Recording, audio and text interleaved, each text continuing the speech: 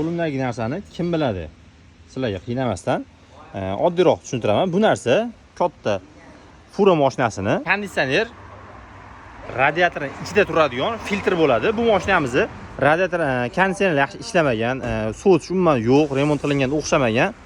Bitta joyiga qolib ketgan, e'tiborsizlik qilinib. Ya'ni bu radiatorda ichida turadigan filtri qolib ketgan. Ya'ni buni ko'rib turibsizlar, ichlari to'la bo'lgan. Ko'rib turibsizlar, mana qurum bo'lyapti. Hamma yo'q, mana bu tomonlari ham qurum. Bu narsani tozalamaydigan bo'lsa, men freonni alishtirdim, eng zo'rida amerikanskiy qo'yadim, farqi yo'q.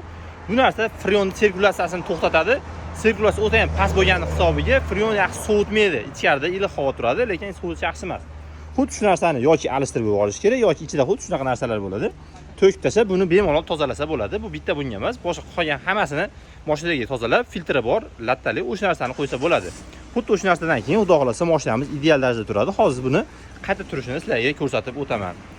Hamma mashina sistemasi bir xil bo'ladi. Ko'rib turibsizlar. Mana bu radiator, turbina, antifriz radiator. Mana bu konditsioner radiator, ya'ni 3 ta radiator bo'ladi. Ko'p mashinada turbina bo'lmasa, oddiy radiator bo'ladi. Xuddi o'sha narsalar buni teva tomonidan, bu boshqa mashinalarda tevada bo'lmaydi. Pastki tomonda bo'ladi. Bu yerda eskanda ko'rinadi, zagrushka bo'ladi. Xuddi shu joydan olib, albatta tozalab qo'ysa, anchagina effekti zo'r bo'ladi. Sovutishiga anchagina daxl qiladi. Qancha freon zo'r aynalyaptimi, sovutish o'shuncha zo'r bo'ladi. Bu videoda konditsioner akalar hamda shunaqa katta mashina minadigan akalarga jo'natib qo'yishingiz esdan chiqmasin.